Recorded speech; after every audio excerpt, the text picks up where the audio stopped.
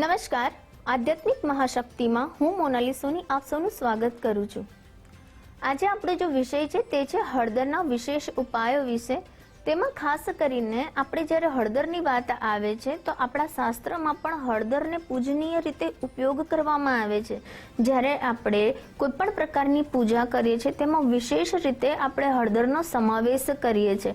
હળદરને ખૂબ જ પવિત્ર દ્રવ્ય માનવામાં આવે છે અને આના કારણે જ તમે જ્યારે પણ હળદર દ્વારા કોઈ પણ દેવી દેવતાઓની પૂજા કરો છો ત્યારે દેવી દેવતાઓ ઝડપથી પ્રસન્ન તો થાય છે, પણ સાથે સાથે તમારી પૂજાને સિદ્ધ પ્રાપ્ત થાય છે। ત્યારે તેમાં સવિશેષ તેનું પરિણામ જોવા મળતું હોય છે। હળદરની જ્યારે આપણે વાત કરીએ તો તે શાસ્ત્રોયુક્ત તો મહત્વતા દર્શાવે જ છે, પરંતુ સાથે સાથે આયુર્વેદની દ્રષ્ટિએ પણ હળદરનું અનેરું મહત્વ છે। તેવી જ રીતે જો શાસ્ત્રોયુક્ત હળદરના ઉપાયની વાત કરીએ તો નિયમિત રૂપે તમારે ભગવાન વિષ્ણુને હળદરની 5 ગાંઠ અર્પણ કરવી જોઈએ અને ભગવાન વિષ્ણુજીનો જે મંત્ર છે ઓમ ભગવતે વાસુદેવાય નમઃ, આ મંત્રનો તમે 108 વાર બેસીને માળા કરો છો તો ભગવાન વિષ્ણુજી ખૂબ જ ઝડપથી પ્રસન્ન થઈ જાય છે અને તમારા જીવનમાં સુખ સમૃદ્ધિ સાથે સાથે તમારા દાંપત્ય જીવનમાં પણ સુખ અને શાંતિ લાવે છે। તેમના આશીર્વાદથી સંતાનોને પણ ખૂબ જ સારી સફળતા મળે છે। જ્યારે વિશેષ ઉપાયની વાત કરીએ તો ગુરુવારના દિવસે ખાસ જો તમે આ પ્રકારનો ઉપાય કરો છો તો તમારો ગુરુ ગ્રહ પણ મજબૂત થાય છે, કારણ કે જ્યારે ગુરુ ગ્રહ નબળો હોય છે ત્યારે વ્યક્તિને દાંપત્ય જીવનમાં, તેના વ્યવસાયમાં, તેના સુખમાં ઘટાડો જોવા મળે છે। માટે હળદરના વિશેષ ઉપાય તમે ગુરુ ગ્રહને મજબૂત કરવા કરો છો તો ચોક્કસથી તમને તેમાં ઝડપથી સુધારો થતો જોવા મળે છે। વિશેષ ઉપાયની હું વાત કરું તો જ્યારે કોઈ પણ વ્યક્તિના લગ્ન સંબંધિત કોઈ રૂકાવટ આવે છે અથવા તો તેના લગ્ન નથી થઈ રહ્યા હોતા ત્યારે વ્યક્તિએ કેળના પાન ઉપર હળદરનું પાણી અર્પણ કરવું જોઈએ। આમ કરવાથી તે વ્યક્તિના લગ્ન સંબંધિત જે રૂકાવટો છે તે ઝડપથી દૂર થાય છે। સાથે સાથે તેના જો લગ્ન થઈ ગયા છે તો દાંપત્ય જીવનમાં પણ તેને ખૂબ જ સારી મીઠાશ જોવા મળે છે। વધારે જીવનમાં જો વારંવાર તકલીફ આવતી હોય અને કોઈ પણ વ્યક્તિની કુંડલીમાં પણ જો ગુરુ ગ્રહ ખૂબ જ અશુભ પરિસ્થિતિમાં છે તેવા વ્યક્તિએ પણ 11 હળદરની ગાંઠ લેવી જોઈએ। તે 11 હળદરની ગાંઠ તેણે સૂતરના દોરામાં પરોવીને ભગવાન વિષ્ણુજીને અર્પણ કરવી જોઈએ। આવું નિયમિત જો તે દર ગુરુવારે કરે છે તો તે વ્યક્તિનો ગુરુ ગ્રહ ખૂબ જ ઝડપથી શુભ ફળ પ્રાપ્ત કરાવે છે અને તે વ્યક્તિના જીવનમાં દરિદ્રતાનો નાશ થાય છે, સુખ અને સમૃદ્ધિનો વાસ થાય છે। જ્યારે કોઈ પણ વ્યક્તિને સ્વાસ્થ્ય સંબંધિત તકલીફોનો વારંવાર સામનો કરવો પડતો હોય અથવા તો ગમે તેટલી તમે તેની દવા કરો છો છતાં પણ તેના સ્વાસ્થ્યમાં સુધારો થતો જોવા ના મળતો હોય ત્યારે વ્યક્તિએ ચપટી હળદર પાણીમાં નાખીને નિયમિત રૂપે તેનું સ્નાન કરવું જોઈએ। જો તમે આ પ્રકારનું સ્નાન કરો છો તો તે વ્યક્તિની જેટલી પણ નેગેટિવિટી છે, જેટલી પણ નકારાત્મક શક્તિ એની અંદર છે તે બધી તરત જ દૂર થઈ જશે અને વ્યક્તિમાં સકારાત્મકતાનો પ્રભાવ જોવા મળશે। સાથે સાથે તેના સ્વાસ્થ્યમાં પણ તમને સુધારો ઝડપથી થતો જોવા મળે છે। જ્યારે કોઈ પણ વ્યક્તિ છે તેને પોતાના ઘરમાં નેગેટિવિટી જેવું લાગતું હોય, નકારાત્મક શક્તિનો આભાસ થતો હોય, કોઈ પણ પ્રકારના ડર કે ભયમાં કોઈ વ્યક્તિ રહેતું હોય તો તે વ્યક્તિએ હળદરવાળો સ્વસ્તિક પણ તેના દરવાજા ઉપર કરવો જોઈએ।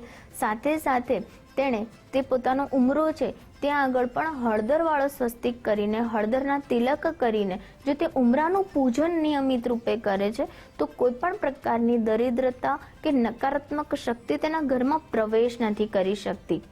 વિશેષ ઉપાયની વાત કરું કે જ્યારે ધન સંબંધિત સમસ્યાઓનો વારંવાર સામનો કરવો પડતો હોય, ગમે તેટલી મહેનત કરવા છતાં પણ આર્થિક પરિસ્થિતિ સુધરતી ના હોય અને ધન સંબંધિત સમસ્યાઓનો વારંવાર સામનો કરવો પડતો હોય ત્યારે વ્યક્તિએ 11 ગોમતી ચક્ર લેવાના છે અને આ 11 ગોમતી ચક્ર ઉપર હળદરનું તિલક કરવાનું છે। ત્યારબાદ આ 11 ગોમતી ચક્રને માતા લક્ષ્મીજીની સમક્ષ મૂકવાના છે અને ત્યારબાદ તેમણે શ્રી સૂક્તમનો પાઠ અથવા તો શ્રીમ શ્રીમ શ્રીમ મંત્રનું ઉચ્ચારણ કરવાનું છે।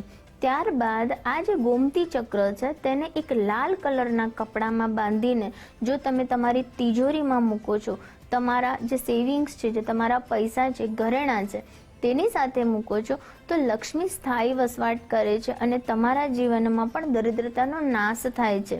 વિશેષ હળદરના ઉપાયની જો હું વાત કરું તો નિયમિત રૂપે દરેક ગૃહિણીએ શુક્રવારના દિવસે પોતાના ઘરમાં માતા લક્ષ્મીજીનું વિશેષ પૂજન કરવું જોઈએ.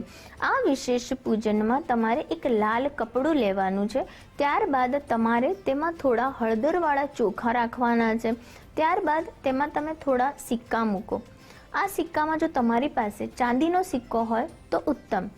ત્યારબાદ તમે 5 અથવા તો 11 હળદરની ગાંઠ લો અને તમારી પીળી કોડી એટલે કે હળદરના પાણીમાં મિશ્રિત કરેલી પીળી કોડી તમે 5 અથવા તો 13 અથવા તો 11 કોડી લઈ શકો છો. અને કમલગટ્ટા, આટલી વસ્તુઓ લઈને તમે એક પોટલી બનાવો. ત્યારબાદ તમે માતા લક્ષ્મીજીના મંત્રોચ્ચારનું જાપ કરો અથવા તો શ્રી સુક્તમ પાઠનું તમે ત્યાં બેસીને પાઠ કરો છો. ત્યારબાદ તમે આ આખી પોટલીને પોતાની તિજોરીમાં મૂકો અથવા તો તમારું ધન તમે જ્યાં રાખો છો તેની સાથે તમે આ પોટલીને રાખો. થોડાક જ દિવસમાં તમને તે વસ્તુમાં પરિવર્તન જોવા મળશે. તમારા જીવનમાં દરિદ્રતાનો નાશ થશે, સુખ, સમૃદ્ધિ, વૈભવ તમારા ઘરમાં સ્થાયી વસવાટ કરશે અને અષ્ટ પ્રકારની લક્ષ્મી તમારા ઘરમાં બિરાજમાન થશે. આગળ વાત કરીએ તો જે આપણું આ શરીર છે તેનું કેન્દ્ર બિંદુ નાભી છે. એટલે કે તમારા નાભી દ્વારા તમારા શરીરની દરેકે દરેક ઉર્જા તમને મળતી હોય છે.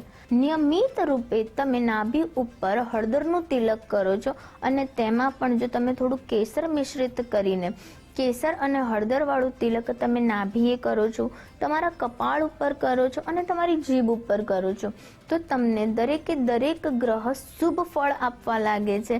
તમારા જીવનમાં આવતા કષ્ટ અને મુશ્કેલીઓ દૂર થાય છે અને સાથે સાથે દેવી દેવતાઓના આશીર્વાદ પણ તમને પ્રાપ્ત થાય છે. એક બ્રહ્માંડ સાથે જોડાયેલી ઉર્જા તમારા અંદર પ્રવેશે છે અને તે સકારાત્મક ઉર્જાને કારણે તમારા જીવનમાં પણ તમને ખૂબ જ સારા બદલાવ જોવા મળશે. આગળ જ્યારે વાત કરીએ તો કોઈ પણ વ્યક્તિએ પોતાના જે ઘર છે તેમાં હળદરની એક આડી રેખા બનાવી દે છે તો પણ તેના ઘરમાં જે ખરાબ ઉર્જા છે તે પ્રવેશી નથી શકતી. અને સાથે સાક્ષાત સૂર્યદેવને પણ તમે હળદર અને પીળા પુષ્પ મિશ્રિત જલ અર્પણ કરીને ઓમ સૂર્યાય નમઃ મંત્રનો જાપ કરો છો તો સૂર્ય સંબંધિત તકલીફો પણ તમારા જીવનમાંથી દૂર થાય છે અને દરેકે દરેક ગ્રહ તમારા મજબૂત થાય છે.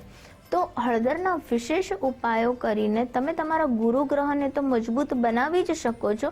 સાથે સાથે સ્વાસ્થ્ય સંબંધિત, દાંપત્ય જીવન સંબંધિત કે પછી પોતાના કરિયર સંબંધિત કોઈ પણ સમસ્યાનો સામનો કરી રહ્યા હોય તો આ પ્રકારના વિશેષ ઉપાયો કરીને તમને તમારા જીવનમાં ઝડપથી સુધારો થતો જોવા મળશે. આ સાથે હું રજા લઉં છું. નમસ્કાર.